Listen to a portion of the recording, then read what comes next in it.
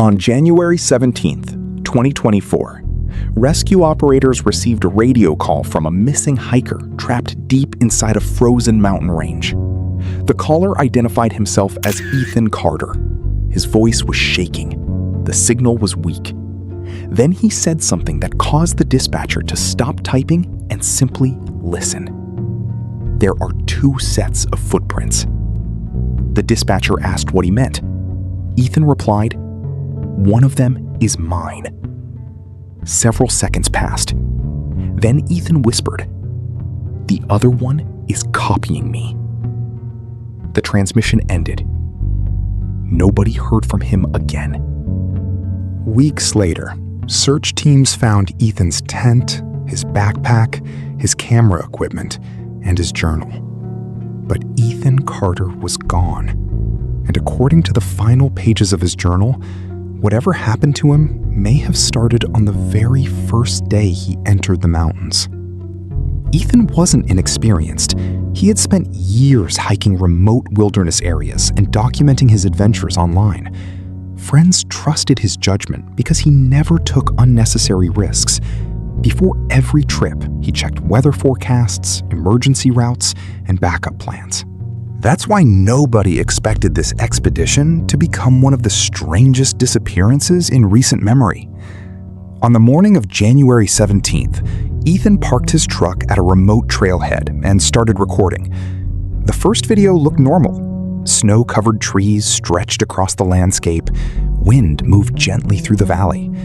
Ethan smiled and joked about surviving another week without internet.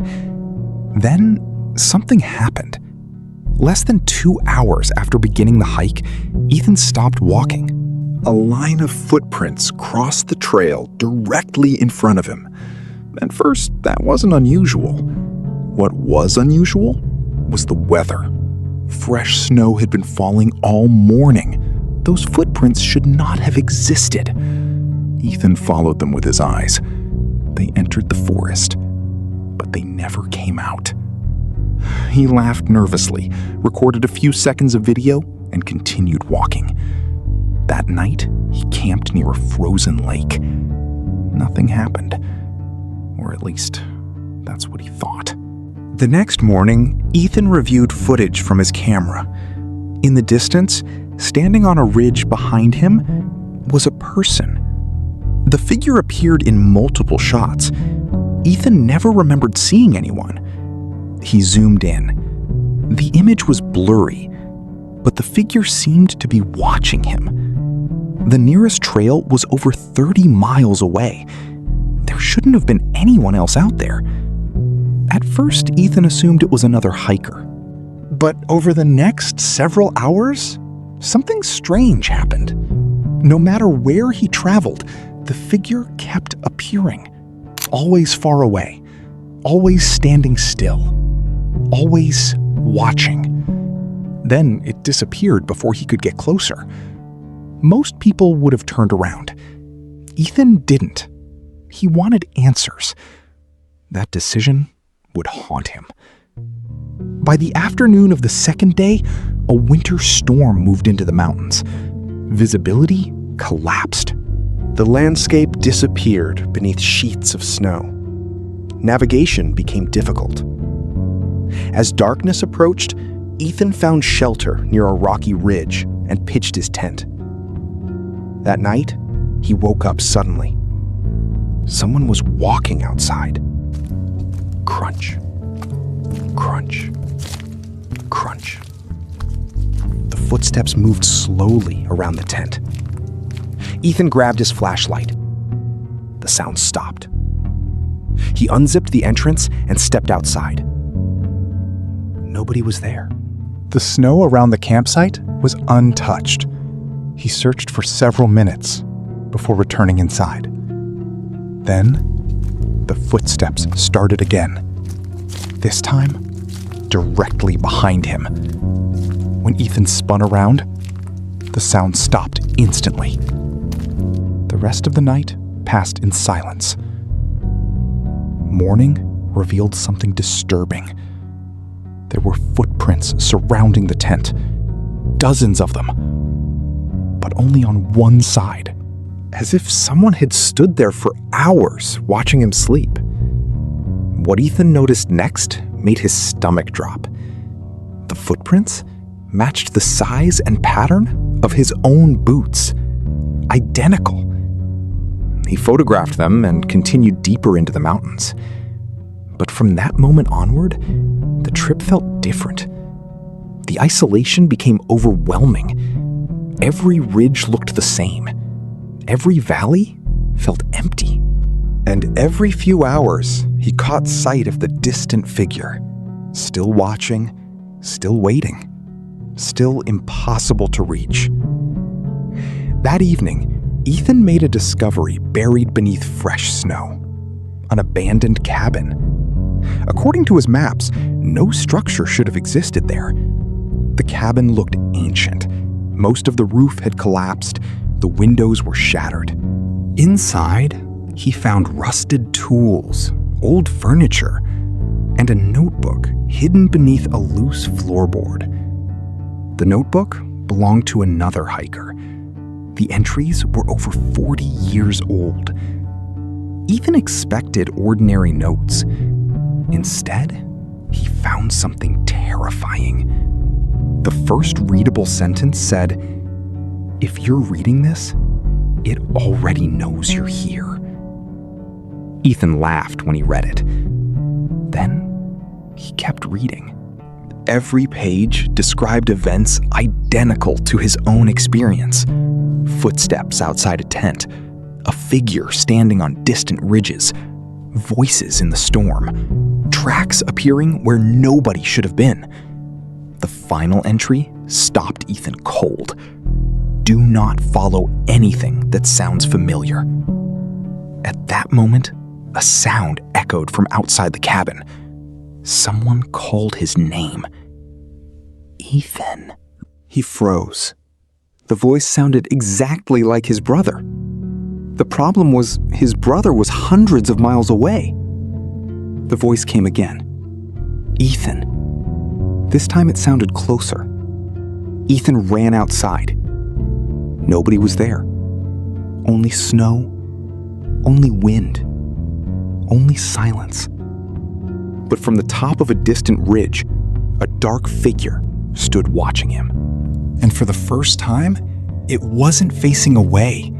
It was facing directly toward him. Ethan returned to camp, shaken. That night, he couldn't sleep. Every sound felt wrong. Every movement outside seemed deliberate.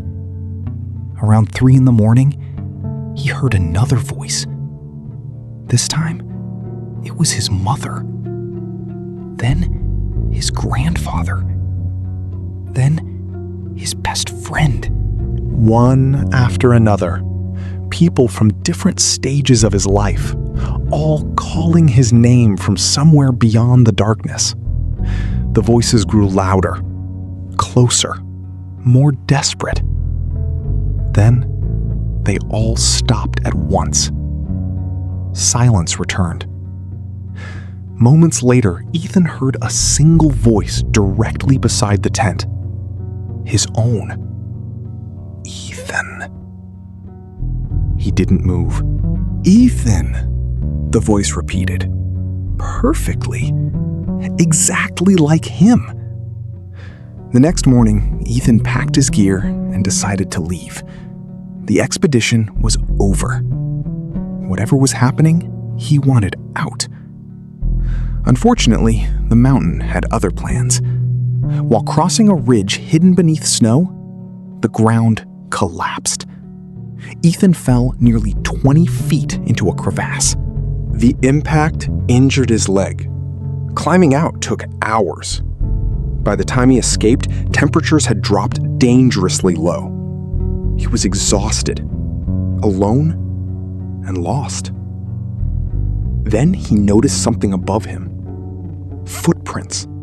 Fresh footprints. Standing at the edge of the crevasse. Someone had been watching while he struggled to escape. But nobody was there now. Ethan followed the tracks. At first, they looked random. Then he realized something horrifying. tracks were following the exact route he had taken earlier that day. Every step matched his own path. It was as if someone had been retracing his movements, copying him. By that evening, Ethan finally managed to contact emergency services. Using a handheld radio, the dispatcher asked for his location. Ethan answered. Then he said something strange. "I think it knows where I'm going before I do." The dispatcher assumed hypothermia was affecting him. Ethan continued speaking. "I've been tracking it for hours." The dispatcher asked who he meant. Ethan was silent. Then he replied, "I thought I was tracking it." Several seconds passed. "I think it's tracking me." The dispatcher attempted to calm him. Ethan interrupted. His breathing accelerated. He sounded terrified. "It's on the ridge!" The dispatcher asked what was on the ridge. Another pause. Then Ethan whispered the words that would become famous among search teams. "I finally got close enough to see its face." The dispatcher asked, "Whose face?" Ethan answered immediately, "Mine." The transmission ended. Rescue teams arrived as quickly as weather conditions allowed. What they discovered created even more questions.